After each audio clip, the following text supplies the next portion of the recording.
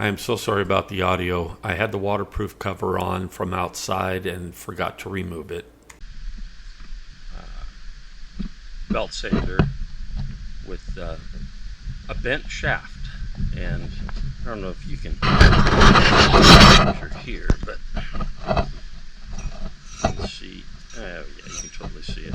Anyways, a lot of movement, so we're going to put the dial indicator on it, find the high spot, and try to bend the shaft back. What happened was when we moved, it fell over, and the this plate took a hit. I don't see it anymore. It might have been right there, but anyways, it was enough leverage apparently to bend that shaft. So hopefully the steel is soft enough to bend back without too much effort. If not, the disc won't be usable. I could still use the belt because I got the shaft cleaned up enough to where I can get that to turn now without any rubbing. Oh, not like that. Anyway, there we go. So now that's pretty true. So at the very least we can use the belt. We'll see what happens with the shaft. Alright, I was able to find the high spot by using the indicator here.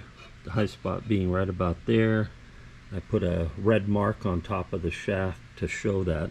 By the way, speaking of that shaft, so I was finding it extremely difficult to get the parts off of there. There were 3 items to remove. I heated it and used WD-40. Couldn't find a crayon, but anyway, I did that a few times, let it cool, could not budge it loose. But the good news is this stuff here, when you hold it upside down, it is a refrigerant, and I was able to literally freeze the shaft and the pan, and it came right off. Problem solved.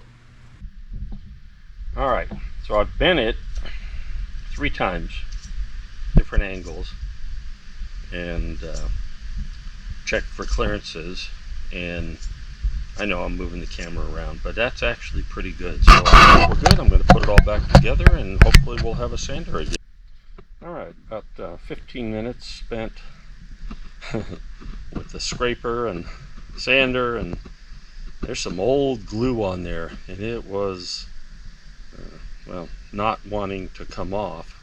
Just about done. I'm gonna make a couple more passes with the scraper and some more acetone, and then try to polish it out. I forget what they call this thing, platen?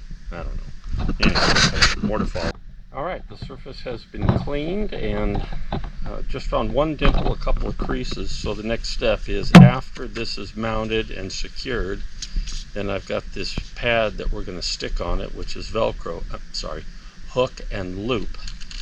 And then I will be able to quickly interchange grits, sanding discs, 9-inch, everywhere from 80 to 400 grit. So time to put this back together. New update.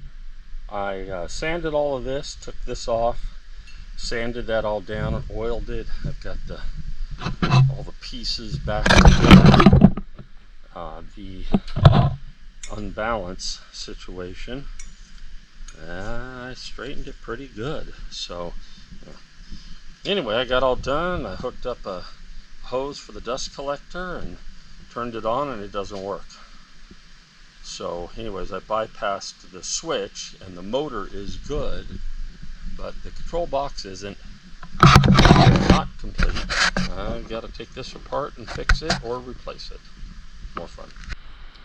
If the power goes out, I'm sorry, but we're in the middle of a thunderstorm, and I'm out here trying to rebuild this power switch, which actually doesn't look too bad. The contacts inside of there were pretty bad. This thing was full of sawdust, spider webs, actually glue from stuff they were sanding. The contacts down inside of there I've already cleaned them, but they were totally corroded. So we'll clean it up a little bit more, put it back together, see if it works. Okay, it's all reassembled and mounted. I did not test it first. I'm just assuming that it's going to work.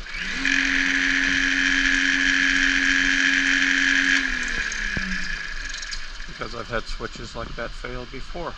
So anyways, it's kind of scary, the amount of power it has. I'm going to look up the horsepower on that thing. It'll take your fingers off.